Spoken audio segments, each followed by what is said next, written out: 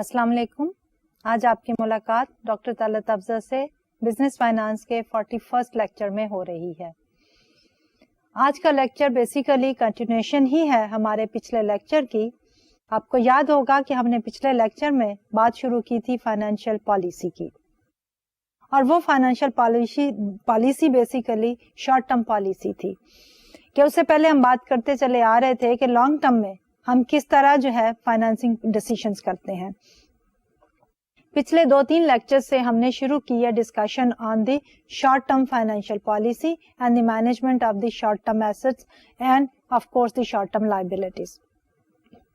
तो इसलिए मैं ये चाहूंगी कि आज का लेक्चर शुरू करने से पहले हम पिछले लेक्चर को थोड़ा सा रिवाइज कर लें और फिर आज के नए टॉपिक को जो है वो हम शुरू करेंगे। तो पिछले लेक्चर में हम नेटवर्किंग कैपिटल के कॉन्सेप्ट को कंक्लूड करते हुए हमने बात शुरू की थी कैश साइकिल की और ऑपरेटिंग साइकिल की। हमने ये कहा था कि हम किस तरह जो है कैलकुलेट कर सकते हैं कैश साइकिल और किस तरह कैलकुलेट कर सकते हैं ऑपरेटिंग साइकिल। लेकिन इससे पहले हमने डिफाइन किया कि हमारा ऑपरेटिंग साइकिल क्या है। हमारा ऑपरेटिंग साइकिल जो है basically it starts with the time जब हम इन्वेंट्री परचेज करते हैं and it ends with the time जब हम इस इन्वेंट्री को सेल करके अपने कैश को रिसीव करते हैं। इन बिटवीन क्या है, देयर आर 2 टाइम पीरियड्स। एक है हमारा इन्वेंट्री का पीरियड और दूसरा है रिसीवेबल का पीरियड। इन्वेंट्री का पीरियड हमारा स्टार्ट होता है from the time we acquire the inventory and then we sell the inventory, और रिसीवेबल का पीरियड हमारा शुरू होता है जब हम सेल करते हैं inventory on credit and then we collect the cash from our receivables. दोनों को ऐड अप कर दें तो हमारे पास जो है वो ऑपरेटिंग साइकिल आ जाता है। Related to the operating cycle basically is another cycle which is known as the cash cycle. लेकिन कैश साइकिल को कैलकुलेट करने से पहले we need to calculate the payable period. अब पेएबल पीरियड की डेफिनेशन क्या है, the time when we acquire the inventory and we make the payment for the purchases. अगर ऑपरेटिंग साइकिल में से हम पेएबल साइकिल को माइनस कर दें तो we come up with the cash cycle. Cash cycle by its very definition is concerned with the time period involved in the cash receipts and the cash disbursement। जब हम inventory purchase करते हैं तो हमारी disbursements पहले होती हैं और रिसीट्स जो हैं वो बाद में होती हैं। इसलिए हमने ये कहा कि ये हमारे सारे टाइम पीरियड्स और ये सारी ट्रांजैक्शंस जो हैं दे हैव 2 कैरेक्टरिस्टिक्स। एक ये है कि ये अनसिंक्रोनाइज्ड है और दूसरा ये है कि they are uncertain. Unsynchronised in the sense कि हमारे डिसबर्समेंट कैश की और रिसीट की जो है they do not occur at the same time.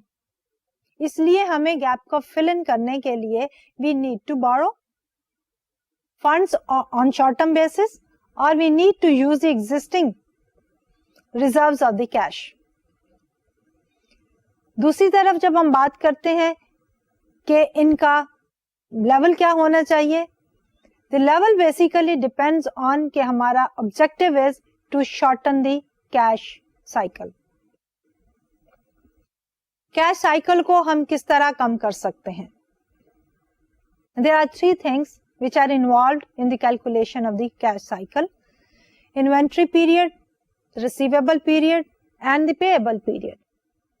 तो हम कैश साइकिल को छोटा कर सकते हैं अगर हमारा इन्वेंट्री पीरियड और रिसीवेबल पीरियड जो है वो छोटा हो जाए और पेएबल पीरियड जो है वो लंबा हो जाए।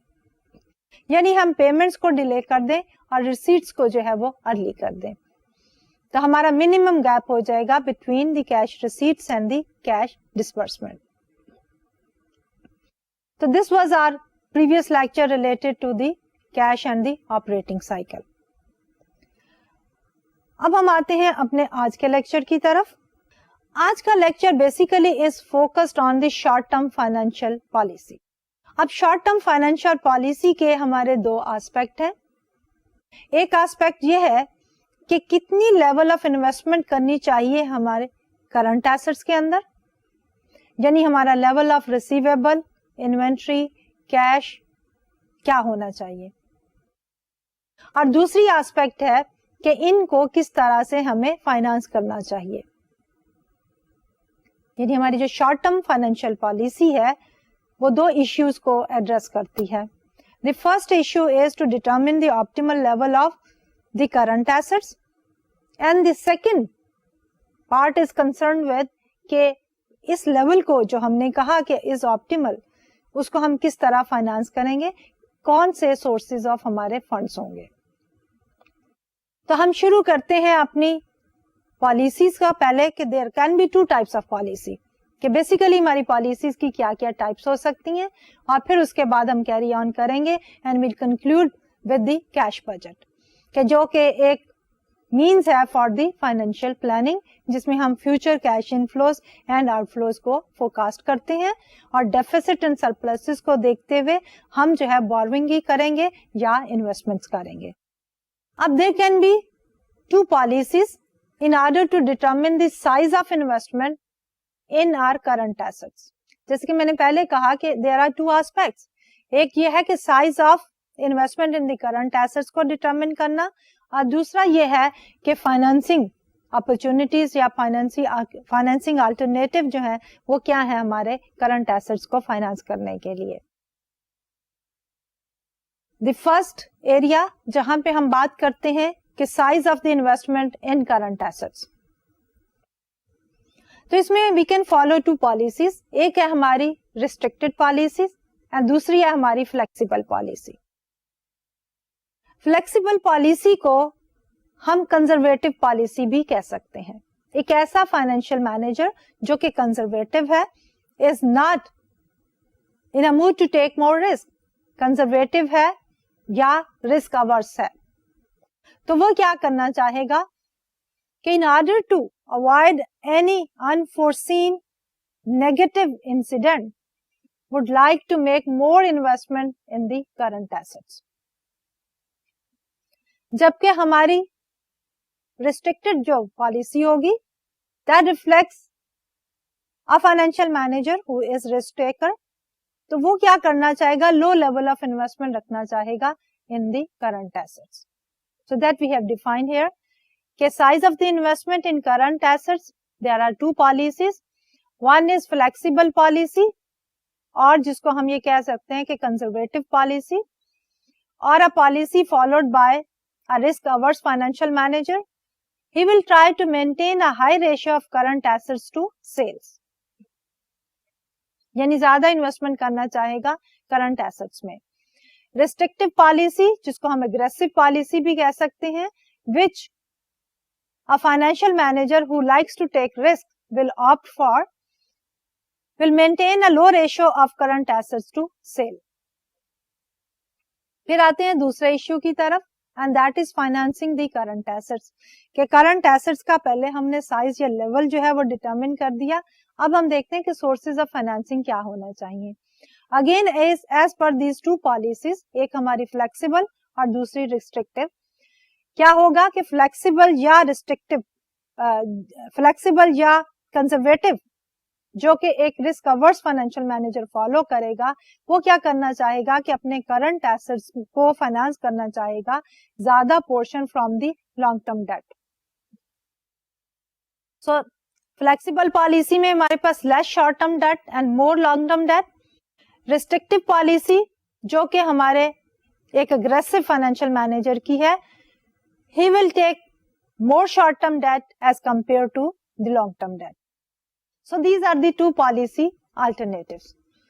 अब हम किस तरह इसको जो है एग्रेसिव एंड रिस्ट्रिक्टिव को लेके आगे चलते हैं, इसे कि if policies are flexible with regard to current assets, तो हम क्या करेंगे, will keep larger cash and the marketable securities balances, क्योंकि ये जो है एक रिस्क अवर्स फाइनेंशियल मैनेजर की पॉलिसी है, तो he would avoid any risk of being out of cash, तो वो ज्यादा बैलेंसेस रखेगा कैश का और मार्केटेबल सिक्योरिटीज का। When it comes to the inventories, तो इन्वेंटरी में भी वो स्टॉक आउट्स को अवॉइड करने के लिए लार्जर इन्वेस्टमेंट करेगा इन इन्वेंटरी। एंड फाइनली रिसीवेबल्स में क्या होगा कि he will offer more liberal terms and therefore will be having more receivables on the balance sheet. दूसरी तरफ आते हैं हम कि कितनी इन्वेस्टमेंट करेगा हमारा कंजर्वेटिव इन्वेस्टर और फाइनेंशियल मैनेजर। हमारा financial manager does not avoid the risk, he is not risk averse, rather he would like to take certain amount of risk. तो ये क्या करेगा, will keep lower level of cash in the marketable securities, assuming के idle cash जो पड़ा हुआ है उसकी अपॉर्चुनिटी कॉस्ट है, उसको कहीं और इन्वेस्ट करके उस पे इंटरेस्ट जो है वो अर्न किया जा सकता है। When it comes to the inventories, तो इन्वेंट्री की भी लोअर लेवल्स रखेगा बिकॉज ही थिंक्स कि लोअर लेवल रखने से उसके इन्वेंट्री की कैरिंग कॉस्ट जो है वो कम हो जाएगी। एंड फाइनली रिसीवेबल्स में क्या करेगा, he will be offering strict receivable और the credit terms and therefore उसका कलेक्शन पॉलिसी अच्छी होगी and he will be looking forward to receive cash as early as possible, और बैलेंस शीट के ऊपर lower level of the receivables जो हैं वो शो करेंगे। Then we come to the optimum level of investment in the short term assets. जो हमारा optimum level होगा, अब ये दो पॉलिसीज तो हमारे पास है, एक है रिस्ट्रिक्टिव पॉलिसी और दूसरी है हमारी फ्लेक्सिबल पॉलिसी। अब हमारा ऑप्टिमम लेवल क्या होगा कि ऑप्टिमम लेवल जो है that is a trade off in between these two extremes, the trade off between the flexible policy and the restrictive policy. वो हमें बताएगा कि हमारे पास कितनी जो है इन्वेस्टमेंट का लेवल होना चाहिए। Current asset holdings are highest with the flexible short-term financial policy and lowest with the restrictive one. So the flexible policies are costly as they require greater investment in current asset. However, expected future cash flows are higher too. कि जब हम flexible policy की बात करते हैं तो उसमें हमारा फोकस किस पे होता है कि हम larger level of current assets maintain करना चाहते हैं in order to avoid risk. लेकिन जब हम लार्जर लेवल मेंटेन करते हैं तो उसके साथ कुछ कॉस्ट जो है अटैच्ड है। कैश की अपॉर्चुनिटी कॉस्ट है, इन्वेंट्री की कैरिंग कॉस्ट है, और रिसीवेबल के साथ भी हमारे बैड डेट के लॉसेस की कॉस्ट जो है वो शामिल है। तो इसलिए जब हम फ्लेक्सिबल पॉलिसी फॉलो करते हैं तो हमारे पास एक तरफ तो ये सारी कॉस्ट है, लेकिन दूसरी तरफ उसका एडवांटेज भी है। And what is that advantage? Advantage ये है कि आप जो है स्टॉक आउट से बच जाते हैं, आपकी सेल्स, फ्यूचर सेल्स जो है वो बढ़ जाएंगी। जब आप ज्यादा अच्छी क्रेडिट टर्म्स ऑफर करेंगे अपने कस्टमर्स को, you will increase the size of your market, share of your market, और कैश जो है will be readily available for any kind of use and you need not to borrow. And जल्दी में जब आप बोरो करते हैं इमीडिएट नीड के लिए, you may end up paying higher interest. So this relates to your flexible policy. Then we talk about the restrictive policy. क्या restrictive short-term financial policy reduces future sales level than under the flexible policy? कि जो हमारे restrictive policy है, एक तरफ तो हमें lower level of investment in current assets की वजह से savings होती हैं, लेकिन दूसरी तरफ उसकी कॉस्ट क्या है? उसकी कॉस्ट जो है वो ये है कि रिस्ट्रिक्टेड में हमारे पास कैश की अमाउंट अवेलेबल नहीं होगी as and when needed, inventory stock outs हो सकते हैं, इसी तरह we may end up losing more customer because of the strict credit policies. In between क्या है? What is the optimal level? कि we need to take a middle of the road strategy. So managing short-term assets involves a trade-off between carrying cost and the shortage cost. क्या अब हम जब decision करना है तो इन्हीं पॉलिसीज को हम ट्रांसलेट कर रहे हैं इन टर्म्स ऑफ कॉस्ट, और हम ये देखेंगे कि there are two set of cost. उन दोनों सेट्स को एनालाइज करने के बाद विल टॉक अबाउट कि क्या लेवल ऑफ इन्वेस्टमेंट होना चाहिए हमारे करंट एसेट्स में। तो वो दो क्या है, एक है कैरिंग कॉस्ट और दूसरा है हमारे पास शॉर्टेज कॉस्ट। कैरिंग कॉस्ट क्या है कि they increase with the increase level of current assets and they are the cost to store and finance the assets. They are also the opportunity cost associated with the current asset, यानी inventories versus the short term investments. दूसरी तरफ आ जाती है हमारी shortage cost. अब shortage cost में क्या शामिल है? They decrease with the increase level of current assets, They are the cost to replenish the assets and trading or order cost.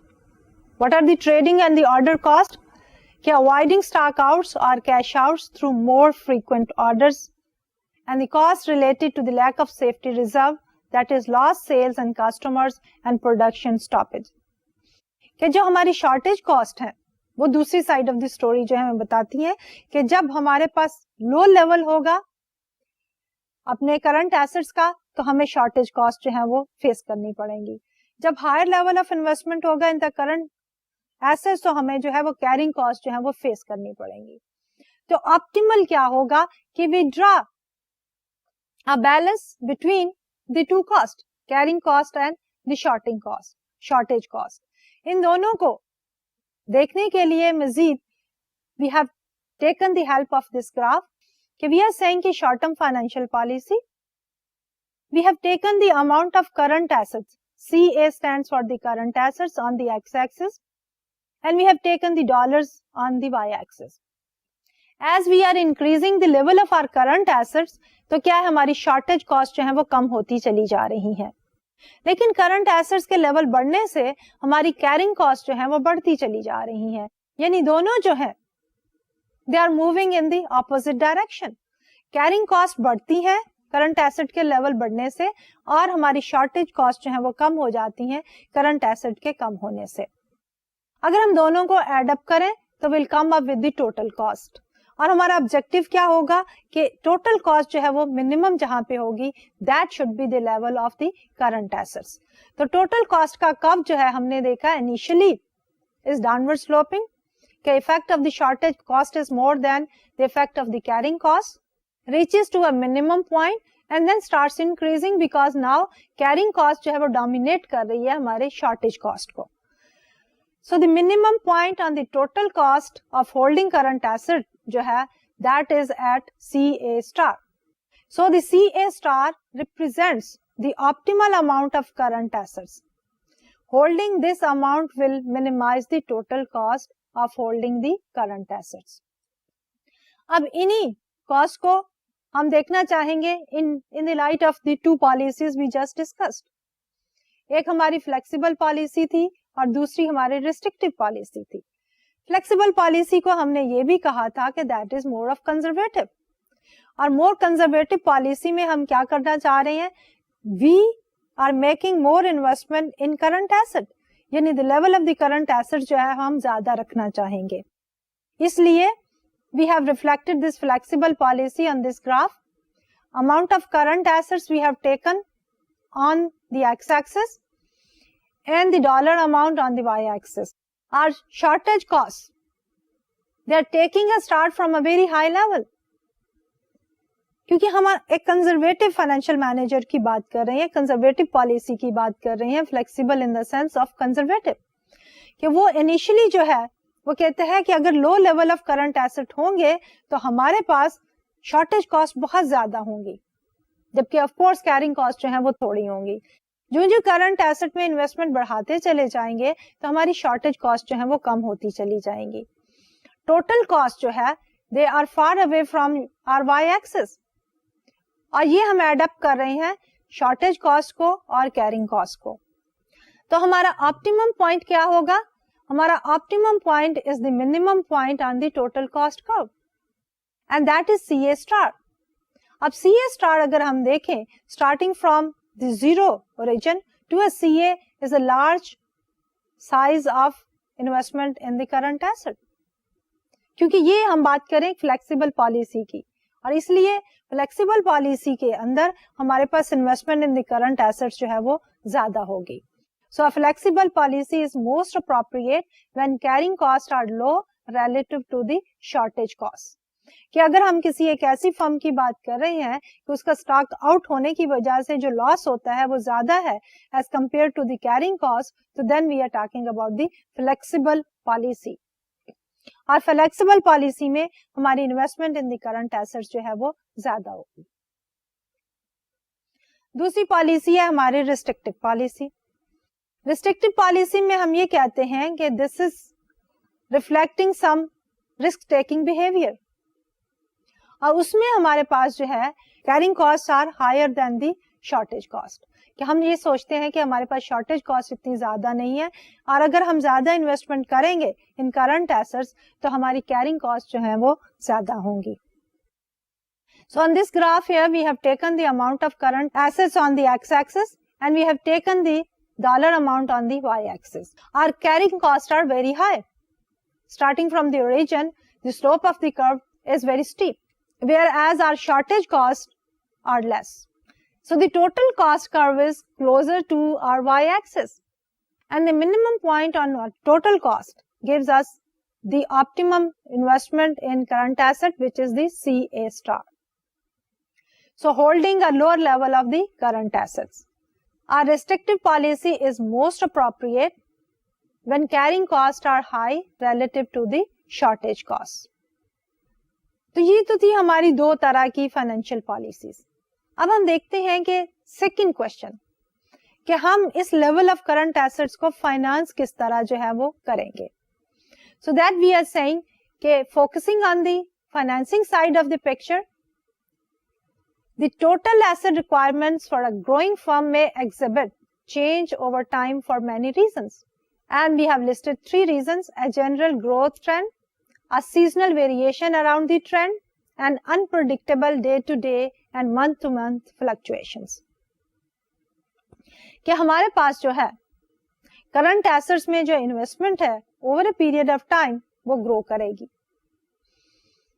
There are 3 reasons behind that. एक ये है कि general overall growth trend की वजह से grow करेगी. दूसरा जो है हमारे पास day to day month to month changes की वजह से हमें इन्वेस्टमेंट करना पड़ती है. And thirdly unpredictable component is also there. Now before we go into the further detail of this financing aspect of the current asset, हमें current assets को 3 categories में डिफाइन करते हैं normally from the financing point of view. एक है हमारी temporary current assets. ये जो हमारे टेम्परेरी करंट एसेट्स हैं they capture the seasonal component, कि अप्स एंड डाउन्स जो हमारी सेल्स में आती हैं उसको कवर अप करने के लिए जो लेवल ऑफ करंट एसेट्स हम रखते हैं they are the temporary current assets. So temporary current assets sales or required inventory build-up are often seasonal. The additional current assets carried during the peak time and the level of the current assets will decrease as sales occur. उसके बाद आता है हमारे दूसरी category of the current asset जिसको हम कहते हैं परमानेंट करंट एसेट्स. अब परमानेंट करंट एसेट्स जो है हमारे they are the level of current assets जो कि हर वक्त फर्म ने मेंटेन करने हैं to run their show in an orderly fashion. इसको हम ये भी कह सकते हैं कि ये हमारा minimum level of current assets हैं जो हर वक्त फर्म जो है वो मेंटेन करती है. Required level of cash reserves, required level of inventory and the required level of receivables जो कि हर वक्त फर्म अपने पास रखना चाहती है. More formally, we say that the permanent current assets are the assets firms generally need to carry a minimum level of current assets at all times. These assets are considered permanent because the level is constant, not because the assets aren't sold. अब इन दोनों को जब हम add up करते हैं तो हमारे पास आ जाते हैं टोटल करंट एसेट्स. हम ये कहते हैं कि एक फर्म के लिए जो करंट एसेट्स हैं इसके 2 कंपोनेंट हैं. एक है टेम्परेरी करंट एसेट्स और दूसरा है परमानेंट करंट एसेट्स. अब हम देखना चाहेंगे कि इनको हम जो है वो फाइनेंस किस तरह करते हैं. तो इसके लिए we have drawn a particular graph and here we have taken time on the x axis and we have taken the dollar amount on the Y axis. हमारे जो टोटल एसेट रिक्वायरमेंट है that is given in between the line जो कि time को reflect करती है X axis पे and then a straight line which is going straight from y-axis to the x-axis. Now the general growth in the fixed assets and the permanent current assets are your total requirement. उसके बाद if you look at the red line, it has the peaks and the troughs. And these peaks and the troughs above that line, blue line, is reflecting the seasonal variation. यानी the distance between the peak and that line is the seasonal variation. और जब वो खत्म हो जाती है तो level of the current asset जो है that is coinciding with the blue line, so it is coming down to 0। जब हमारे पास level of the current assets भी मौजूद है, फाइनेंसिंग ऑप्शंस भी मौजूद है, let's look at the various options. Policy options क्या है हमारे पास? Flexible and the restrictive. Flexible में हम किस तरह उसको फाइनेंस करेंगे, रिस्ट्रिक्टिव में हम उसको किस तरह से फाइनेंस करेंगे। Flexible basically reflects the conservative, जिसमें हमारे पास हायर लेवल ऑफ इन्वेस्टमेंट होना चाहिए इन द करंट एसेट्स। तो उसमें हम जो है वो रिस्क को मिनिमाइज करना चाहते हैं ऑल टाइम। तो हम क्या करेंगे कि इन्वेस्टमेंट अपॉर्चुनिटीज जो है, फाइनेंसिंग अपॉर्चुनिटीज जो है हमारे पास, एक है लॉन्ग टर्म फाइनेंसिंग और दूसरी है short term financing.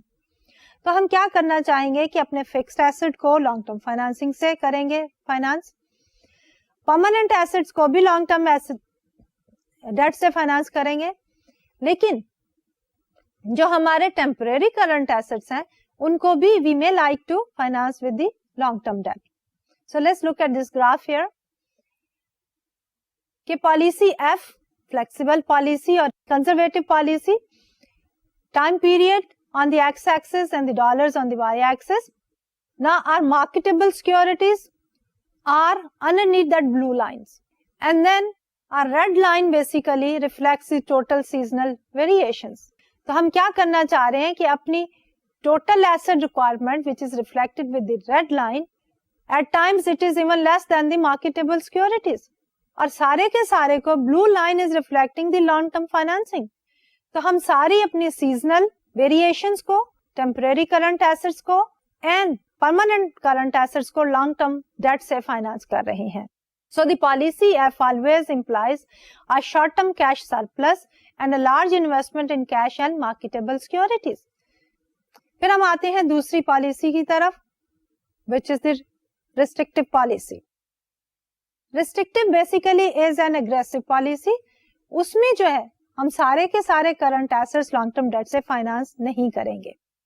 So that we have reflected on this slide कि the blue line reflects the long term financing and a red line which has the troughs and the peaks, it reflects the total asset requirement.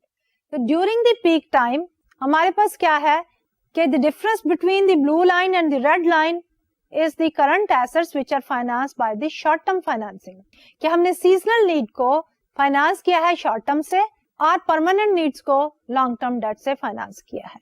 So policy are uses long term financing for permanent asset requirements only and the short term borrowing for the seasonal variations, but basically is the best policy. Are we better off with the restrictive policy और we are better off with the flexible policy? So before we make a decision on this, we need to look at the pros and the cons of having more cash. Having more cash जो है उसके benefits क्या है? Firms will be less likely to experience financial distress and are better able to handle emergencies or take advantage of unexpected opportunities.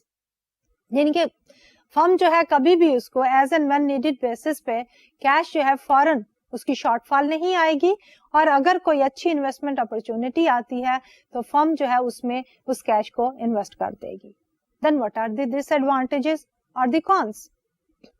Disadvantages के cash and the marketable securities earn a lower return and are zero NPV investment.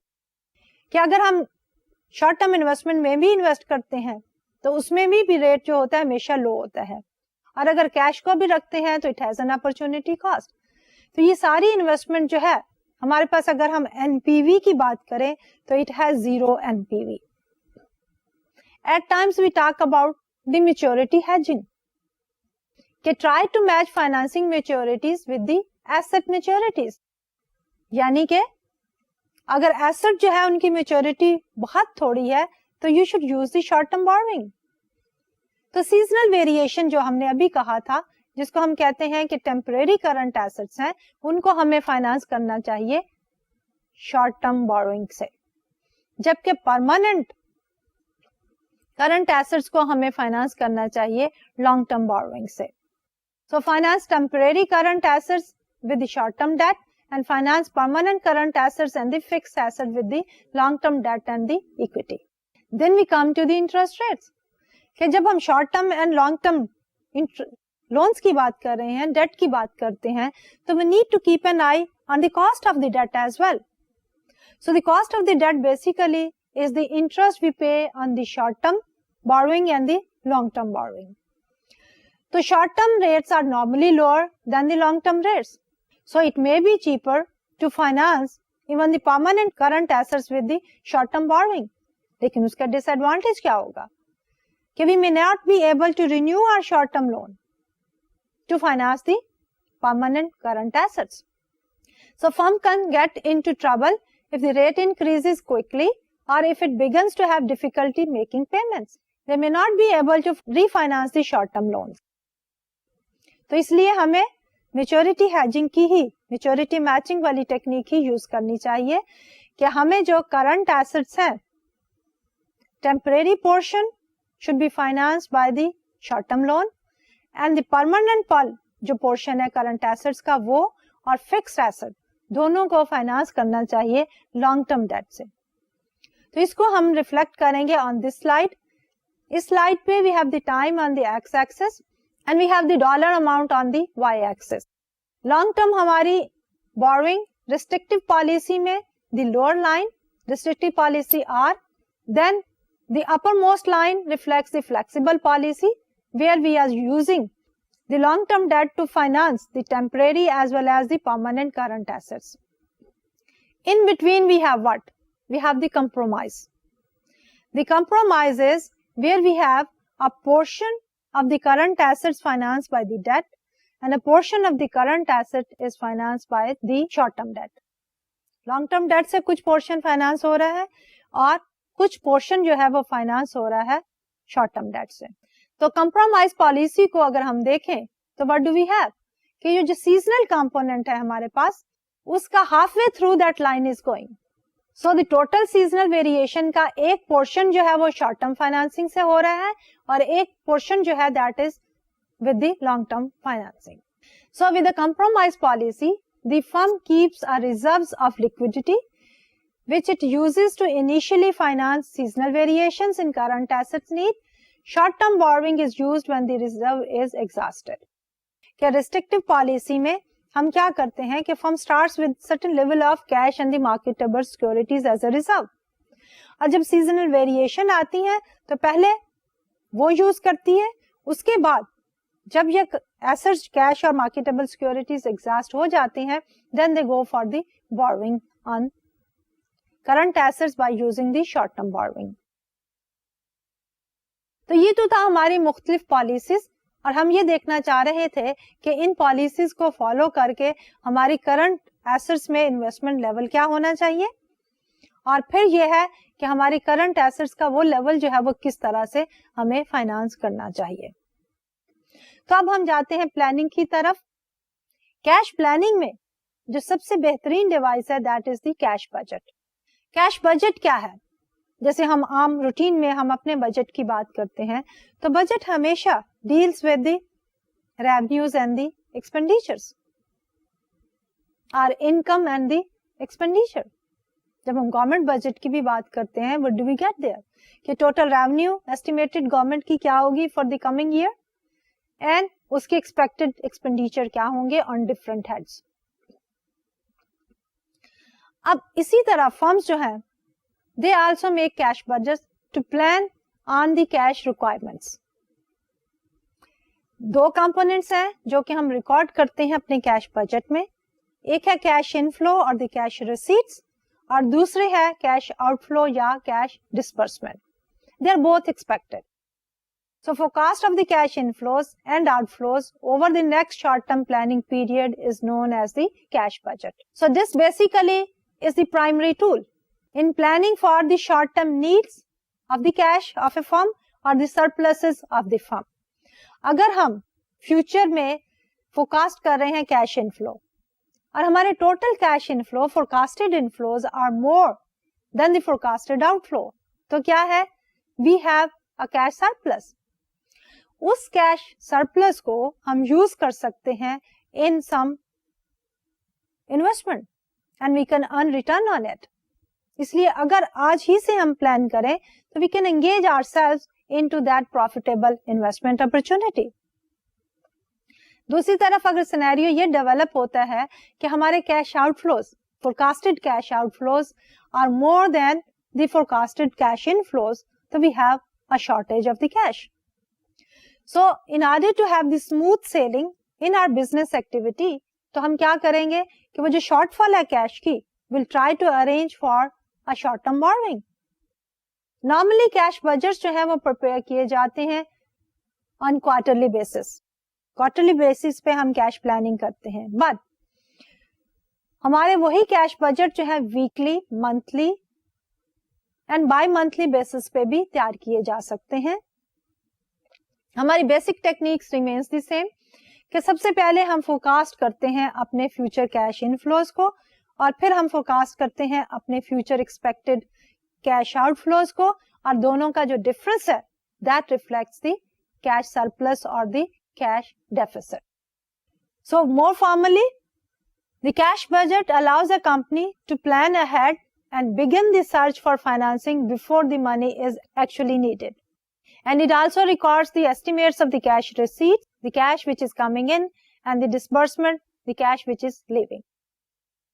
अब इस preparation of the cash budget को we would like to explain with the help of an example.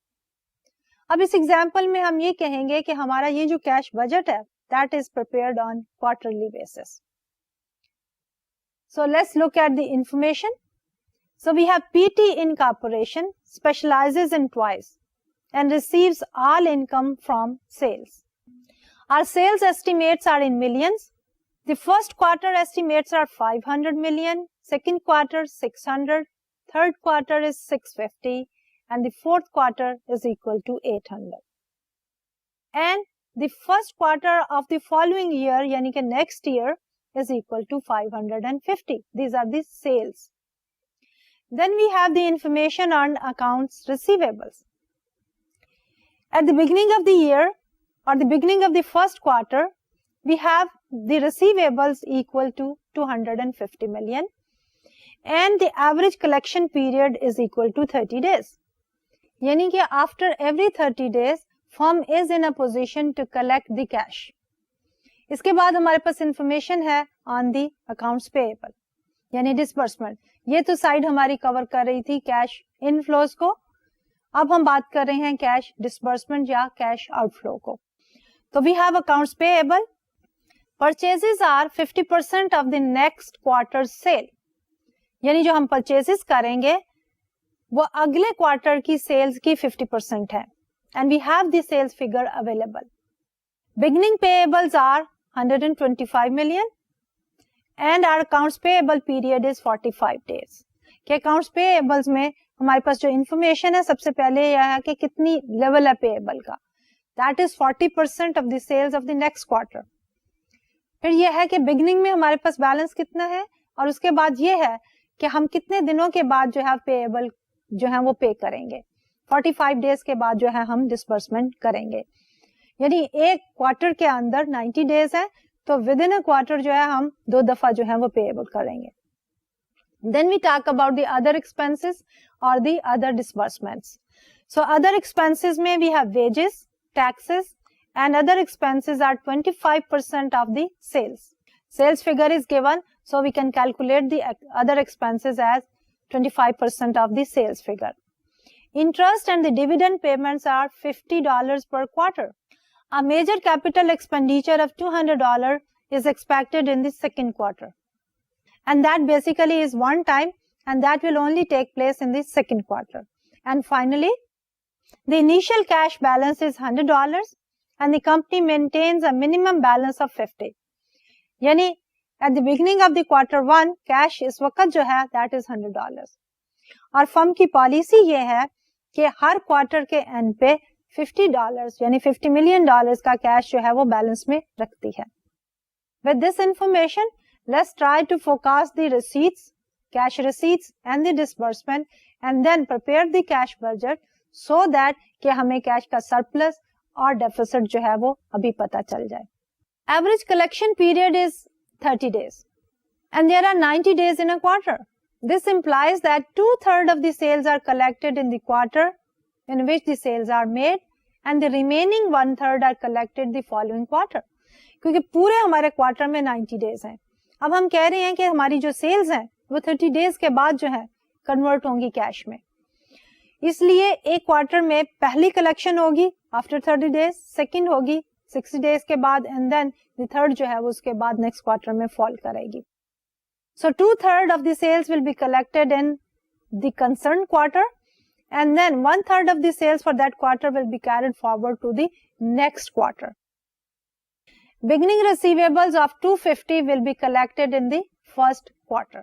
क्योंकि जब हम कह रहे हैं कि 30 दिन के बाद हमने कलेक्ट करने हैं, तो हमारे पास इस वक्त जो रिसीवेबल्स हैं 250 के, वो 30 दिन के बाद कलेक्ट हो जाएंगे and they will take place in the first quarter only. तो ओवरऑल हमारे पास सिनेरियो क्या होगा? We have cash collections and we have taken quarter 1. Q1 is quarter 1, Q2 is quarter 2, Q3 is quarter 3 and Q4 is quarter 4. Beginning receivables are 250 and then the sales for the quarter 500. अब cash collections कितनी होंगी हमारे पास? 583 और हमारे पास ending receivables क्या होंगे? 167. How have we calculated this? हमारी sales 500 है, इस 500 का 2/3 कलेक्ट होना है हमारे इस पीरियड में. सो 2/3 ऑफ द 500 प्लस 250 जो है दैट इज इक्वल टू 583. अब 583 के बाद जो हमारे पास एंडिंग रिसीवेबल है, they are 1/3 of 500 which is 167. ये 167 जो है they will become the beginning receivable for the second quarter. तो सेकेंड क्वार्टर में एक तो हमें ये 167 रिसीव होंगे एंड देन सेल्स कितनी है सेकेंड क्वार्टर की? 600. सो 2/3 ऑफ द 600 हमें मिलेगा प्लस 167 मिलेगा. 2/3 ऑफ 600 इज बेसिकली 400 प्लस 167 पिछले क्वार्टर के रिसीवेबल्स. टोटल कैश कलेक्शन जो होंगी वो 567 होंगी. अब हमारे रिसीवेबल्स कितने होंगे एंडिंग फॉर दिस क्वार्टर? 600 में से 400 मिल गया, so the ending receivables are 200. Now these 200s will be carried forward as the beginning receivable for the quarter number 3. And the sales for the third quarter are 650. तो 650 का 2/3 जो है वो हम collect करेंगे in the third quarter. So 2/3 of the 650 plus 200 is equal to 633 which is our cash collections. Ending balance हमारे पास receivables का क्या है? 1/3 of 650 which is equal to 217. ये ending receivable का balance will become the beginning receivable balance in quarter number 4 and the sales for the fourth quarter is 800 million. उसका 2/3 we will be collecting in this quarter. 2/3 of 800 plus 217 is equal to 750 as our cash collections.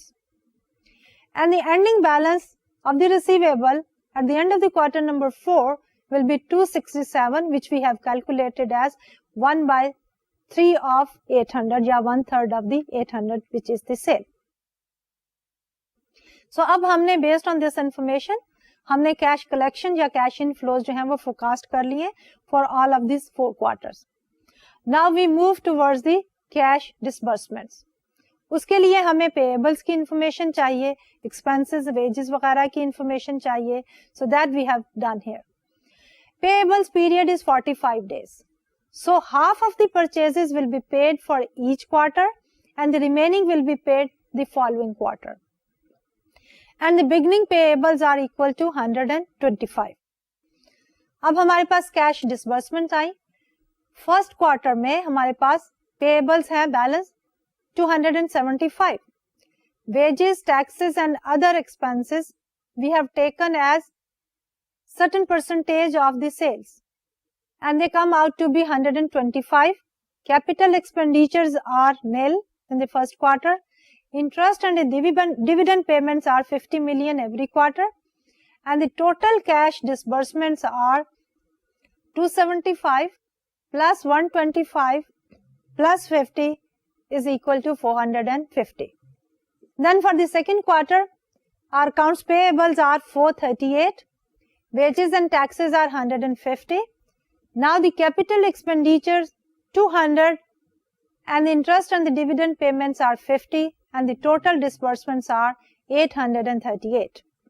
Third quarter, we have payments of accounts 362, wages 163, no capital expenditure, interest and dividend payments 50, and the total cash disbursements of 575.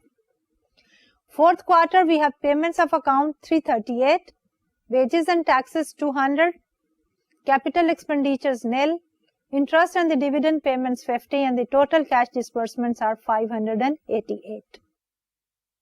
अब पिछले इन दोनों table से we have the cash inflows and we have the cash outflow.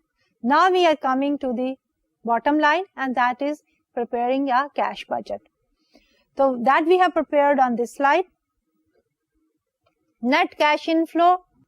First quarter, we have total cash collections or the inflows 583. We have the total cash disbursement 450. So the inflows are more than the outflows, so we have net cash inflow of 133. Second quarter में we have total cash collections of 567, total cash disbursement of 838. Disbursements are more than the collections, so we have negative inflow of 271 or the shortfall. Third quarter 633 is the collection, 575 is the disbursement, and we have net cash inflow of 58. Fourth quarter में cash collections are 750, cash disbursements are 588, and we have a surplus of 162. अब overall हमारे पास cumulative picture क्या होगी for the entire year that we have reflected in this slide. The beginning cash balance first quarter is given as 100. Net cash inflow is 133. Ending cash balance is 233, and we need to maintain a minimum balance of 50. So we subtract 50 from it, and the cumulative surplus is 183. Second quarter में beginning cash balance is 233, जो ending cash balance था हमारा quarter 1 का, that becomes the beginning cash balance. Net cash inflow is minus 271, ending cash balance is minus 38, and the minimum cash balance requirement is minus 50, इसलिए cumulative हमारे पास total deficit हो गया minus 88 का. अब third quarter का beginning balance is negative 38, which is the ending balance of the quarter number 2. Net cash inflow 58, ending cash balance is 20. अब हमारी minimum requirement है 50 की. So minus 50 gives us cumulative deficit of minus 30. Quarter number 4, beginning balance is 20 million, which is the ending balance of quarter number 3. 162 is the net cash inflow. Ending cash balance is 182. Minimum is minus 50, and the cumulative surplus is 132. So based on this cash budget, what do we see here? Okay, there are two scenarios where we have the cash surpluses, and there are two scenarios where we have the cash deficits. So during this time period, for the surpluses, we have to make short-term investments in order to earn interest on that cash. And during the time period, जब हमारे पास deficit है, we need to borrow on the short-term basis. And that basically is the use of our cash budget. तो ये तो था हमारा आज का लेक्चर. अगले लेक्चर में इंशाल्लाह हम बात करेंगे कि बोरोइंग जो है हम कैसे कर सकते हैं और कौन कौन से सोर्सेज हैं टू फाइनेंस दिस डेफिसिट. लेकिन इससे पहले कि मैं आज का लेक्चर कंक्लूड करूं, I would like to summarize कि हमने आज क्या क्या टॉपिक जो हैं वो कवर किए हैं. तो बेसिकली आज हमने बात की है कि हमारे पास रिस्ट्रिक्टिव एंड एग्रेसिव दो पॉलिसीज जो होती हैं, उनको हम फॉलो करके वी ट्राई टू डिटरमिन कि optimum level of investment in current asset क्या होना चाहिए और हमें उस लेवल को किस तरह से फाइनेंस करना चाहिए. रिस्ट्रिक्टिव पॉलिसी में we keep low level of investment in the current assets and we finance our assets partially with the current liability, short term borrowing and the long term borrowing. जबकि flexible policy में we keep a higher level of current assets and we finance our assets with the long term debt. In between we have a compromise policy जिसमें हम ये कहते हैं कि certain portion of the current assets should be financed by the short term borrowing and the certain portion should be financed by the long term borrowing. Then we need to strike a balance. उसके बाद हमने बात की कि एक planning device है हमारे पास cash budget. How can we utilise cash budget for planning purposes.